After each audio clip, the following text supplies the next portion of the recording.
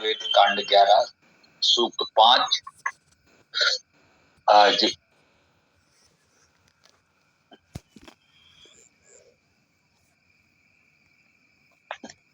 मंत्र संख्या 24।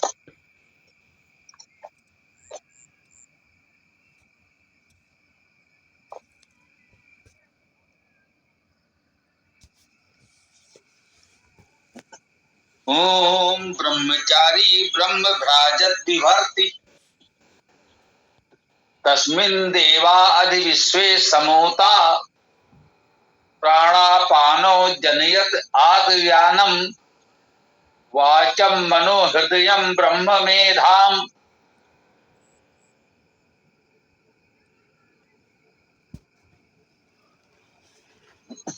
ओम ब्रह्मचारी ब्रह्म के लिए जीवनचर्या अपनाने वाला ब्रह्मचारी ब्रह्म भ्राजत, वह ब्रह्म भ्राजत प्रकाशमान प्रकाश करता हुआ, भ्राज धातु है, इसका अर्थ है प्रकाशित होना। तो ब्रह्मचारी ब्रह्म को प्रकाशित करता हुआ, विभर्ति भरण करता है, भ्री धातु भरण करना, धारण करना। ब्रह्मचारी ब्रह्म भ्राजत विभर्ति, ब्रह्मचारी ब्रह्म को प्रकाशित करता हुआ भरण करता है, अर्थात ब्रह्मचारी उस ब्रह्म को, परमेश्वर को अपने हृदय में प्रकाशमान करता हुआ, उस दिव्य चेतना को अनुभव करता हुआ, विभर्ति भरण पोषण करता है। जो ब्रह्मचारी इस प्रकार ब्रह्म को स्वयं प्रकाश करता हुआ भरण पोषण करता है, अपने हृदय में उस ब्रह्म को प्रकाशित करता है, उसका अनुभव करता है, और समाज में भी उस दिव्य चेतना, उस दिव्य प्रकाश को भरता है, उसमें सभी देवगण ओतप्रोत होते हैं, अर्थात सभी दिव्य गुण उस ब्रह्मचारी में ओतप्रोत होते हैं। सभी दिव्य गुणों से युक्त होता है वह ब्रह्मचारी। प्राणापानो जनयत आत्मज्ञानम वाचम मनो हृदयम ब्रह्म मेधाम। प्राणापानो, प्राण और अपान में, प्राणापानो प्राण अपान, और प्राण अपान दो हैं तो इसको द्विवचन में कहा गया प्राणापानो। ये प्रथमा विभक्ति द्विवचन भी है, प्राण और अपान। प्रथमा भी और द्वितीया भी द्विवचन में प्राणापानो होगा। प्राण और अपान जनयत उत्पन्न करते हुए, प्राण और अपान को उत्पन्न करते हुए, आत और पुनः समन्तात सम्यक, आत का भी यही अर्थ है जो आ उपसर्ग है, पुनः समन्तात सम्यक। प्राणापानो जनयत, प्राण और अपान को उत्पन्न करते हुए, और व्यानम, इस व्यान को भी उत्पन्न करते हुए। प्राण अपान व्यान तीन शब्द यहां पर आए। प्रा उपसर्ग अन धातु तो प्राण बन गया। अब कहेंगे प्रा उपसर्ग और अन धातु से प्राण बना, और प्रा में रा के कारण इस नाकरणा हुआ तो प्राण बन गया। तो प्राण शब्द हम लोगों का बहुत परिचित है, वैसे बनता है। प्राण अन धातु का अर्थ है प्राण होना, जीवन होना, चेतन होना। तो ये प्राण है, प्रमुख रूप से जो प्रमुख चेतना है, प्रमुख प्राण है, उसे प्राण कहा गया। अपान, अप और अन, अप धातु में अन जुड़ा तो अपान हो गया। अन धातु वही है जो प्राण में था, वही अपान में है। अप और अन, अपान अर्थात अप उपसर्ग है, इसका अर्थ है निम्न, नीचे, दूर। तो जो निम्न प्राण है, जो दूर तक जाने वाला चेतना है, प्राण है ना, वैसे सामान्य अर्थ में तो प्राण शब्द से हम परिचित हैं, वही अर्थ है जीवन, चेतना, श्वास, उसी को प्राण कहते हैं। परंतु इसके कुछ सूक्ष्म भेद करने का जब प्रयास किया गया तो एक हुआ प्राण, जो प्रमुख प्राण है, जो हम श्वास प्रश्वास ग्रहण करते हैं। तो इस श्वास प्रश्वास से जो प्राण वायु ग्रहण करते हैं, ये हमारे हृदय स्थल तक आता है, फेफड़ों पे आता है।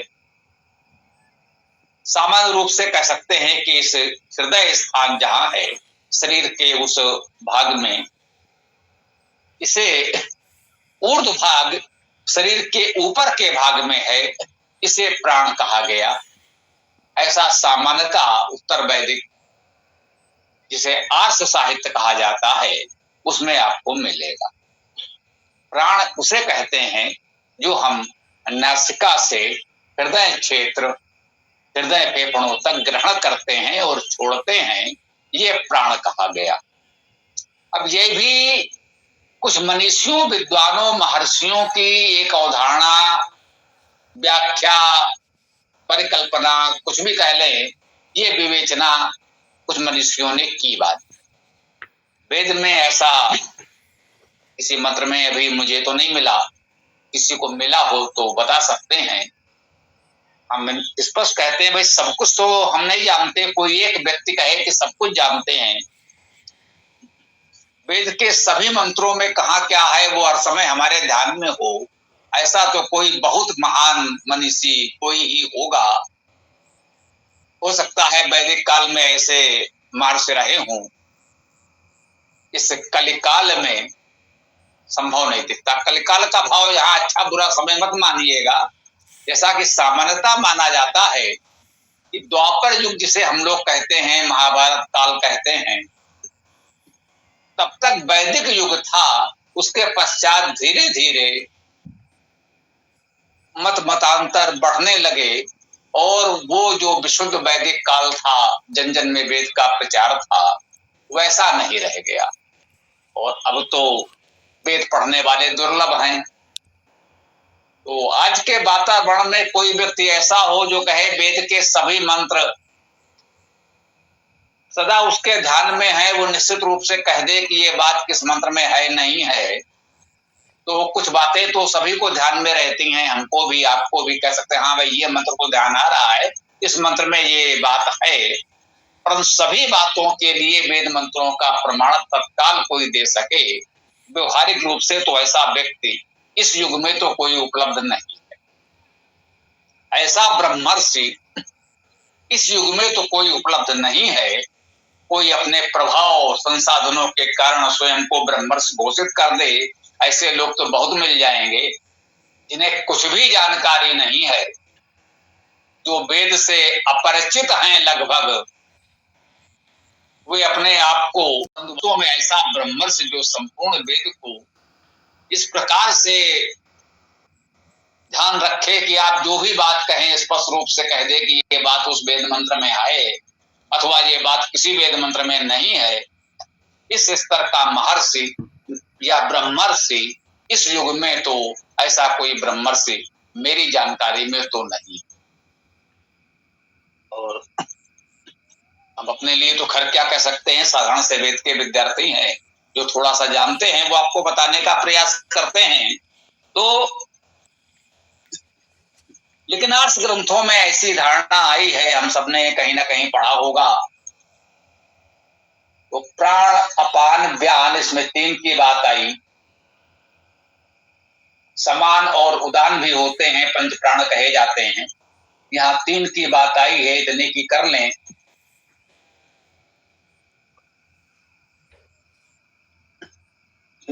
तो हमने आपको बताया प्राण का शाब्दिक अर्थ तो हो गया प्रमुख चेतना, और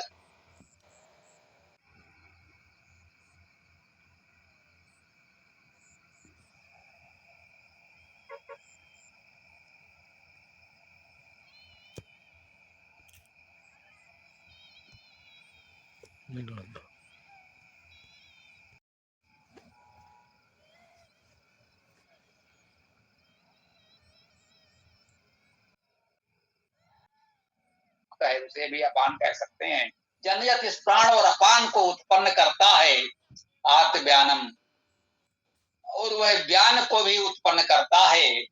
ज्ञान में भी देखें, बी उपसर्ग है और आ उपसर्ग है और अन धातु है।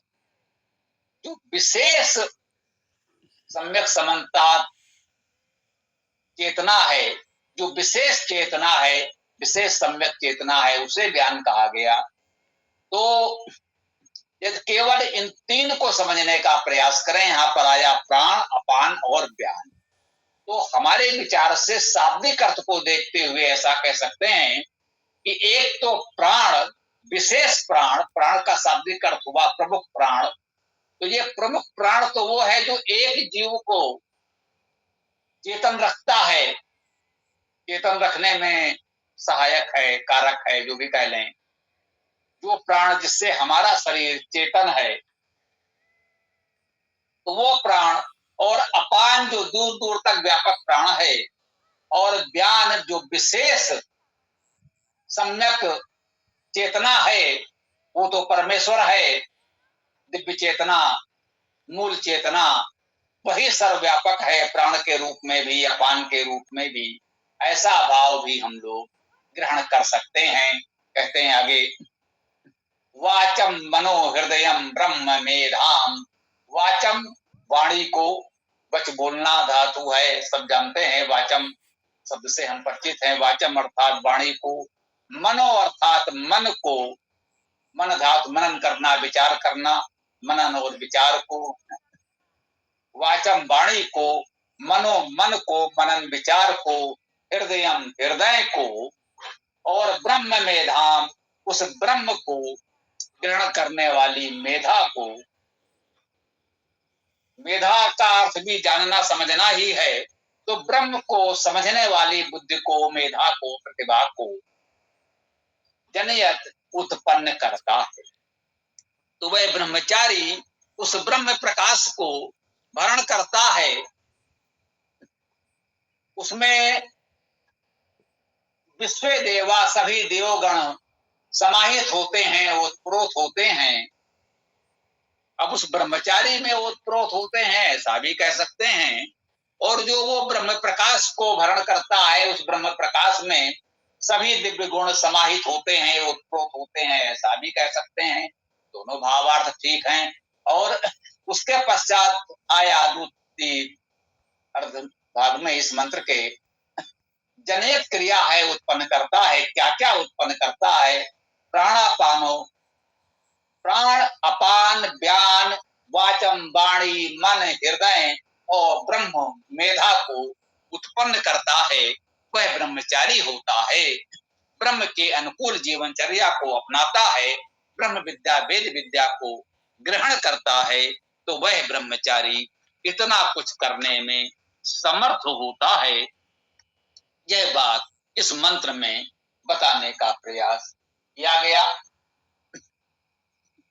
और इसके साथ ही हम अपनी व्याख्या को विराम भी दे सकते हैं। आप लोगों का जो भी प्रश्न विचार आदि हो प्रस्तुत कर सकते हैं।